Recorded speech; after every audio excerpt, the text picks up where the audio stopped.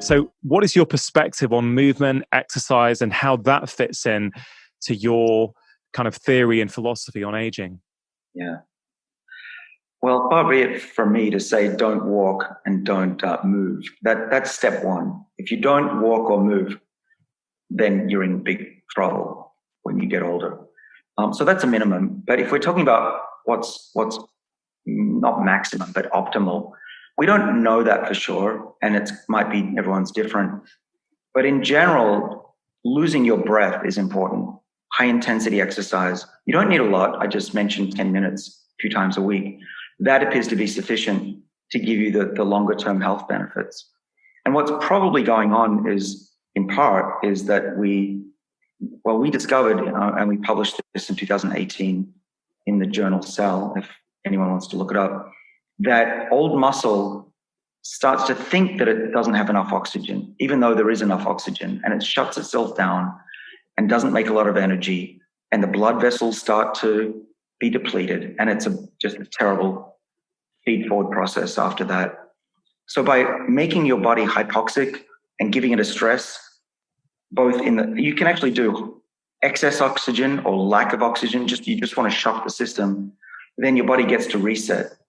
And one of the most popular things to do in the longevity world now is, high pressure bariatric oxygen therapy. And that, I think, is also resetting this problem that our bodies have, where they are what we call pseudo hypoxic. One of the ways that we could reset that without exercise and without high pressure oxygen chambers was using NMN, this molecule that I take. It actually boosted the body's ability to make new blood vessels. It restored the ability to measure oxygen in the muscle. And when we gave it to mice, they could run 50% further without having trained.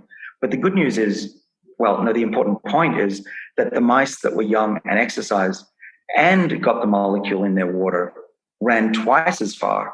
So it shouldn't be an excuse to pop a pill and not do anything. But there are some little changes you can make. I lift weights. I have them around my house. I'm at a standing desk, which goes up and down here. These are changes that I make that, I'm standing most of the day now. And this will really help. It builds the muscles in your leg and your butt and your back. That's important now, especially for a male my age, where I'm losing 1% muscle if I don't do something about it every year. But also the hormones. Testosterone comes from having those large muscles signal to the testes. And I've been able to correct and raise my testosterone levels just by keeping those large muscles in shape. So much to dive into there. It's incredibly fascinating that potentially to get these longevity benefits, that you're talking just maybe 10 minutes of this kind of pulsed exercise where we're out of breath, so high intensity interval training several times a week, which is very achievable even for the busiest person out there. So I find recommendations like that really, really inspiring, because, eating less, exercising 10 minutes several times a week, a lot of people think health and wellness is the preserve of the wealthy, the middle class, all kinds of things like that. And I know there are certain things which do cost money, but it's also refreshing to know that there are lots of things that actually can be done completely free of charge. Eating less is actually saving you money, right? Than eating 3 meals a day. But, there's a couple of points around exercise which I really want to dive into. One of them is, as you say, at your age, you're losing 1% muscle mass each year. If you don't do something about it, I think that starts at the age of 30 for most of us. So when I think about that, and I think about mTOR and protein, I had this slight clash in my head whereby we know that sarcopenia, this loss of muscle mass, is a problem as one gets older. Risk of falling, problems after that, all kinds of things happen when we lose that muscle mass. So a lot of the recommendations around fighting sarcopenia are to do with, yes, resistance training, but also the amount of protein you are consuming to make sure you're limiting how much that happens. Yet at the same time, we're sort of suggesting that to increase our aging, we should be limiting our protein intake. Help us see through that apparent contradiction. Well, Yeah, I'm not saying limit protein intake at all. I get plenty of protein, just mostly from plant-based sources where there's not a lot of the branched chain amino acids. Those leucine, isoleucine, valine amino acids are the ones that activate mTOR. And so, yeah, focus on plants. You'll have enough protein to build muscle. I have no trouble building muscle. Um, that it's a fallacy that you need to be eating, these protein shakes and meat to get stronger and to build muscle. Now, if you want to professionally build muscle, by all means, go for it. But for most of us who just want to feel good, look good, live longer, what I'm recommending doesn't affect your ability to do those things and build up muscle one bit. And it's also a fallacy that older people cannot build up muscle. My father, who's 82, has built up a lot of muscle. He goes to the gym twice a week. He runs, he hikes, and he literally is stronger than me. And he says he hasn't felt this good since he was in his 30s. Though he does say that he probably felt like crap when he was 30. Even then, even if he did feel like crap when he was in his 30s, that's a pretty powerful thought, isn't it? That someone in their 80s can be quite confident in saying, doesn't matter how I felt in my 30s, I'm feeling better in my 80s than my 30s. That's incredible, right? It's not something to be sniffed at. That is something that is not the norm in society. It's not what people expect. People think it's an inevitability that we're going to get slower, more tired, our memory's going to go. And I don't buy that, first of all. I've seen that there are many things we can do to mean that's not an inevitability, but I think you take it even further, and you're showing very clearly that does not have to happen to everyone. It's exactly right. I'm not going to say my father and I are a clinical trial.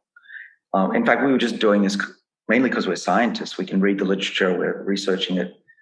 But it's a fun experiment, right? We've now been doing this long enough that something weird is going on. My dad feels like and acts like he's 30, and I don't act, or hopefully you can judge, look like I'm 52. He's 82. So that's pretty interesting. We'll see over the next 10, 20 years what happens. But he's not a special person when it comes to life. He's an average guy. He didn't like exercise. He was not looking forward to the future. He's not obsessed with his health at all. And look at what happened. He's living a life that he didn't expect at all. And we're already planning going to Africa after COVID. He's looking at life over the next 30 years. I mean, what 80-year-old does that? An 80-year-old whose son is David Sinclair, that's who. Maybe. You mentioned, that there's this theme, isn't there, always about this hormetic stress, this pulsed stress on the body that you can then recover from. I can see how interval training does that.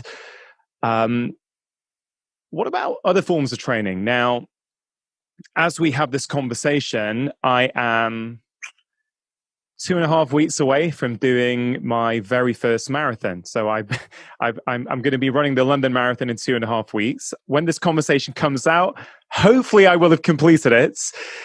I am not doing this for longevity, to be really clear. I'm doing it for other reasons. It was a challenge that was set to me. I'm enjoying the process of seeing if I can do it. But it's an interesting question since I have you on. Clearly running a marathon, and I'm not typically I've not been an endurance type guy, so I've not done lots of stuff like this at all. This is well outside my comfort zone. Could this be a stressor on my body that has a powerful effect when it comes to what my body then does with respect to thinking it needs to hunker down? Of course, it's going to be highly individual based, or could it be that it's too much of a stress? You've gone past that hormetic sweet spot and it's gone into the realm of actually, depending on my fitness levels and how it fits into the rest of my life, that it can actually become problematic. I'm not worried about you. If you look at marathon runners, there's a very clear correlation with longevity. People who bike or run long distances do live longer. In fact, in the case of cycling, if you do, I think it was 80 miles a week, your risk of heart attack goes down 60%, a massive amount. I don't know about marathons, but I think that you'll be fine based on all the evidence. Yeah. So, and then you mentioned we've not spoken really in detail about NMN yet, and I would like to, but you did mention when the mice took it, their endurance got better, and that sort of rung a kind of, that really rung in my brain when you said it, because I thought, oh, I'm doing a marathon in a few weeks. As well as its anti-aging ability, does it also, in your experience, beyond that trial, have an ability to improve and increase our endurance levels? Well, we don't know in humans yet. There's been very few studies with NMN and endurance. In fact, I'm struggling to think of one. Now, we're doing it myself over at Harvard, and we'll know probably early next year if this is true. But I do have an anecdote. One of my now good friends, Ken Rideout is his name. He was a middle-of-the-road marathon runner, kind of doing it as a hobby. And I met him a few years ago. And he decided to make it his mission to see if he could use my science to improve. And every few months, he got faster and faster and faster. And he's now 50 years old, and he's the world champion for his age, and often just beats the 30-year-old in marathons. Myrtle Beach was the most recent. He will be in the same marathon as you. So look out for Ken Rideout. If he wins this race, he's the official world fastest 50-year-old in marathons. Oh, wow. And he's on NMN and resveratrol mainly. And, we don't have a twin as a negative control, which is what we should have. And it should be placebo controlled. But absent that, it's pretty interesting what we've seen happen to him. So let's go into these supplements. We have, of course, we've covered food and exercise and how we can manipulate them to increase our longevity. I do want to talk about cold exposure later on. But you've mentioned a few times that there are certain supplements that you take and other people are taking. So I wonder if we could go through them sequentially and just sort of figure out what they are. I know you've got to be careful in terms of what you are recommending or not recommending, but what does the science so far suggest from what you've seen? Well, it's a long conversation, and I work with clients on this because it has to be tailored to people's blood work and age and that kind of thing. But in general, what I do is listed on page 304 of my book. So that's the cheat sheet of lifespan. But they fall into buckets. One is the plant polyphenol cocktail, resveratrol, quercetin, fisetin. I mix that in the morning. This morning I had yogurt with it mixed in. So you don't take them as like a capsule. You wouldn't just swallow it as a capsule. You want the powder mixed into something like olive oil so that it's absorbed better. Yes. Yeah. So there's that, and then there's NMN, which I take 1 gram of every morning, which is water soluble. I just swallow that down. And then I take metformin at night, probably every other day. And those are the main things. There's plenty of other things that work for me, I believe. But that's a good start. And I would start, I'm not recommending anything, of course, I'm not a doctor, but if I was to do it, I would start slowly. I would change just 1 or 2 things at a time. And I would measure baseline before and after to see how you're doing. Because again, you don't know what's happening unless you measure it. You can do Inside Tracker. I think, I'm not sure in the UK what the equivalent is, but you can do Inside Tracker from the UK. They let you upload your data for a small fee. And that would allow you to see if something's going wrong or going right. But also, you can also show that data to your doctor. I would recommend working closely with your doctor if you're starting to take some of this stuff, even if they're just supplements. I'm also working on trying to figure out how to approve or at least give education about which supplements work, don't work, might work, which ones are pure, which ones are filled with toxins. This kind of thing needs to happen in the industry because every day I get asked by dozens of people, tell me a brand that I can trust. And I literally cannot, because how would I know? I'm not a nutraceutical guy. I'm a scientist who works